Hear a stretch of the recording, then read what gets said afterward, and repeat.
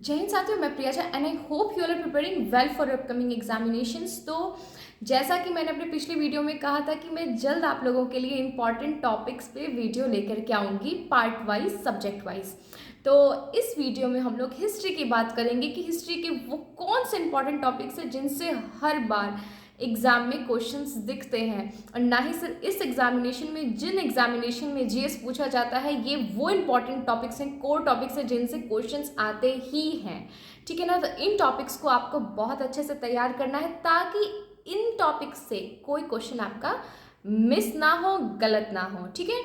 तो चलिए हम लोग बात करेंगे 3 पार्ट में से मॉडर्न इंडिया के कौन से इंपॉर्टेंट टॉपिक्स हैं, मॉडर्न हिस्ट्री के, एंशियंट हिस्ट्री के कौन से इंपॉर्टेंट टॉपिक्स हैं, और मिडिवल हिस्ट्री के कौन से इंपॉर्टेंट टॉपिक्स हैं। ठीक है। तो चलिए सबसे पहले हम लोग बात करेंगे मॉडर्न इंडिया के कौन से इंपॉर्टेंट टॉपिक्स हैं। तो मॉडर्न इंडिया स्टार्ट हो जाता है एडवेंट ऑफ द यूरोपियन से, और इसमें क्या इंपॉर्टेंट होता है, ये आपका पहला टॉपिक है।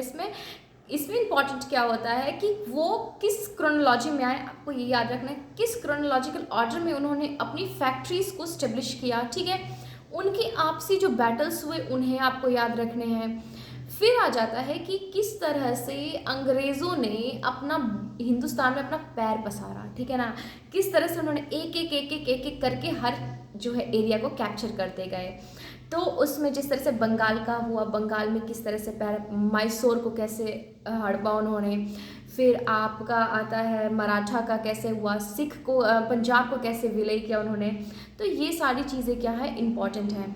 फिर आता है आपका कि इनकी कुछ जो पॉलिसीज़ थी, ठीक है ना। हाँ, इस सब में जो मराठा के साथ हुआ, चाहे वो मैसूर के साथ हुआ, इनमें जो इम्पोर्टेंट संधि है, ठीक है ना, वो आपको याद रखनी है। जो इन संधियाँ हैं वो इम्पॉर्टेंट है, इसमें संधियाँ आपको ज़रूर याद रखनी है। ठीक है।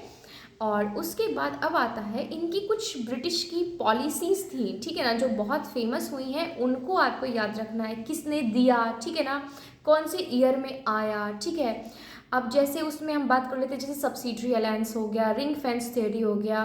फिर आपका आता है लैंड रिफॉर्म्स। लैंड रिफॉर्म्स में 3 इंपॉर्टेंट है जिन्हें आपको याद रखना है, रैयतवाड़ी, महालवाड़ी, और आपका आता है परमानेंट सेटलमेंट। ठीक है ना। परमानेंट सेटलमेंट, रैयतवाड़ी, महलवाड़ी, ये बहुत इंपॉर्टेंट है। किसने दिया, किसने लाया, कौन से ईयर में लाया, किस क्षेत्र पे लागू हुआ। ठीक है। और इनके और कौन कौन से नाम से इनको जाना जाता है, ये सारी चीज़ें इसमें आपको याद रखनी है। फिर आता है आपका गवर्नर, गवर्नर जनरल, वाइसरॉयस, इनके ये किस से किस काल में रहे, इनके टाइम पीरियड में वो कौन कौन सी इंपॉर्टेंट घटनाएं थी जो हुई। ठीक है। फिर आता है कुछ रिफॉर्म मूवमेंट्स, जैसे कुछ एसोसिएशंस बने, आत्मीय सभा हो, ब्रह्मो समाज हो, सत्यशोधक सभा हो, ये सारे इंपॉर्टेंट ऑर्गेनाइजेशंस आपको पढ़ने हैं। ठीक है। फिर उसके बाद जो वेरियस कमिटीज़ और कमीशंस बैठे, चाहे एजुकेशन पे बैठे हों, ठीक है, चाहे कुछ कानून पे बैठे हो, तो वो सब आपको क्या करने हैं, देखने हैं। ठीक है। और इसके बाद फिर हम बात करते हैं कुछ इम्पॉर्टेंट रिवॉल्ट्स जो हुए थे इस टाइम पीरियड्स में, चाहे वो ट्राइबल रिवॉल्ट्स हों, चाहे पीजेंट्स रिवॉल्ट हो, कुका हुआ, कुकी हुआ, हो हुआ, कोल हुआ, मुंडा हुआ। ठीक है ना। इस तरह के कई अपराइजिंग्स हैं, इनके लीडर कौन है, ये कब हुआ, किस क्षेत्र में हुआ, ये आपको याद रखना है। ठीक है। उसके बाद फिर हम बात करते हैं इसमें आपका, अब सबसे बड़ा जो रिवॉल्ट हुआ, विद्रोह हुआ, 1857 का विद्रोह।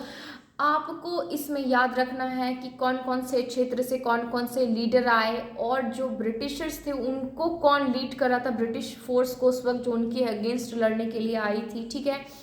1857 की रिवॉल्ट में इतने सारी टिप्पणियाँ हुई हैं, कौन सी टिप्पणियाँ किसने की है, जिस तरह से सभ्यता और बर्बरता के बीच का युद्ध भी कहा गया है इसे, तो ये किसने कहा है, इस तरह के जो हैं एक किताब लिखी गई थी, वो किन्होंने लिखी है, ये सारे इंपॉर्टेंट टॉपिक आपके इसके बनते हैं।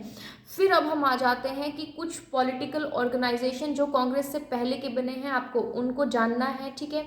फिर इंडियन नेशनल कांग्रेस की जब बात आ ही गई है, तो इसके इंपॉर्टेंट सेशंस को आपको पढ़ना है, कौन कौन से इंपॉर्टेंट सेशन है, कब पहली महिला जो है प्रेसिडेंट बनी थी, कब पहली हिंदुस्तानी महिला प्रेसिडेंट बनी, कब कौन सा इंपॉर्टेंट रेजोल्यूशन पास किया गया, जन गण मन कब गाया गया, स्वराज के शब्द को कब पहली बार इस्तेमाल किया गया, ऐसी कुछ चीज़ें इंपॉर्टेंट है इंडियन नेशनल कांग्रेस से रिलेटेड, उनके सेशन से रिलेटेड जो आपको पढ़नी है। उनको कौन उस वक्त कौन उनका प्रेसिडेंट था, ये आपको देखना है, ठीक है। उसके बाद हम बात कर लेते हैं इम्पॉर्टेंट न्यूज़पेपर्स और मैगजीन्स की किसने लिखे, ठीक है ना, किन्होंने पब्लिश की, ठीक है, किस लैंग्वेज में पब्लिश हुई, ऐसे क्वेश्चंस आते हैं, ठीक है। और फिर हम बात कर लेते हैं गांधी जी की। तो गांधी जी से रिलेटेड जितने भी मूवमेंट्स हुए हैं, जो गांधीयन फेज़ है, ये आपको प्रॉपर करना है, ठीक है। उसके बाद अब बात आ जाती है वेरियस जो एक्ट्स पास हुए थे, ठीक है ना, तो वो आपको देखना, ये सारे जो है आपके पॉलिटी में भी कवर होंगे, जो कि रेगुलेटिंग एक्ट 1773 से स्टार्ट होकर इंडियन इंडिपेंडेंस एक्ट तक जाता है, ये सारे इंपॉर्टेंट है। उसके बाद मैंने जैसा बता दिया, कुछ कमिटीज़ है, चाहे वो फेमाइन पे हो चाहे एजुकेशन पे हो, ये सब आपको देख लेनी है। तो ये बात होगी मॉडर्न इंडिया की। अब हम लोग बात करते हैं कि एंशियंट इंडिया के वो कौन से इंपॉर्टेंट टॉपिक्स हैं जिनसे लगातार क्वेश्चन आते हैं। तो उसमें सबसे पहला है आपका हड़प्पा सभ्यता। उस स्थल से कहाँ से क्या मिला, किस कब उसका किन्होंने एक्सकवेशन किया, उसको किन्होंने खोजा है, ठीक है ना, खोद के निकाला है, ये सारे क्वेश्चन हड़प्पा सभ्यता से बनते हैं। फिर उसमें आ जाता है आपका मौर्य वंश, फिर आपका गुप्त वंश, ठीक है, ये सारे इंपॉर्टेंट है। बौद्ध और जैन रिलीजन सबसे इंपॉर्टेंट, ठीक है, इनकी कौन कौन से जो है काउंसिल्स हुए, ठीक है ना, कौन उनको प्रिसाइड कर रहा था, ठीक है, और फिर उसमें क्या कंक्लूज़न निकल के आया, ऐसी कौन सी विशेष चीज़ हुई उसमें, ये आपको जानना है, ठीक है। उसके बाद फिर इसमें आता है आपका जो साउथ इंडिया का इम्पोर्टेंट एम्पायर था, चोला पांड्या, ये सब को किसने फाउंडर कौन थे इनके, आपको ये सब जानना है, ठीक है। इसमें और कुछ लिटरेचर हैं, आर्किटेक्चर हैं, जो एंशियंट इंडिया के इंपॉर्टेंट है और इनसे क्वेश्चन हमेशा आते हैं, तो वो आपको देख लेने हैं, ठीक है। अब हम बात करते हैं मिडिवल इंडिया की। मिडिवल इंडिया की वो कौन सा इंपॉर्टेंट टॉपिक है। तो सबसे पहले इसमें आ जाता है आपका स्लेव डायनेस्टी, ठीक है, फिर आपका खिलजी डायनेस्टी, फिर आपका तुगलक डायनेस्टी, फिर आपका मुगल एम्पायर। मुगल एम्पायर में आप जानते हैं अकबर और जहांगीर और शाहजहां के समय के जो आर्किटेक्चर थे, पेंटिंग्स थे, वो बहुत इंपॉर्टेंट है। इनके समय में कौन कौन से कुछ लोग जो इनके दरबार में थे इंपॉर्टेंट है, उनसे भी क्वेश्चन आते हैं, ठीक है। फिर आपका मिडिवल में क्वेश्चन आता है भक्ति और सूफी मूवमेंट से, सिख रिलीजन से, ठीक है, कौन कौन से सिख गुरु हुए, ठीक है ना, उनके गुरु के समय में कौन सा इंपॉर्टेंट कार्य हुआ, और फॉरेन ट्रैवलर्स पे क्वेश्चन आता है। तो चलिए, हमने बात कर ली हिस्ट्री के इंपॉर्टेंट टॉपिक्स के बारे में, मॉडर्न इंडिया के, एंशियंट इंडिया के और मिडिवल इंडिया के वो कौन से इंपॉर्टेंट टॉपिक्स हैं जिनसे क्वेश्चन लगातार आते हैं।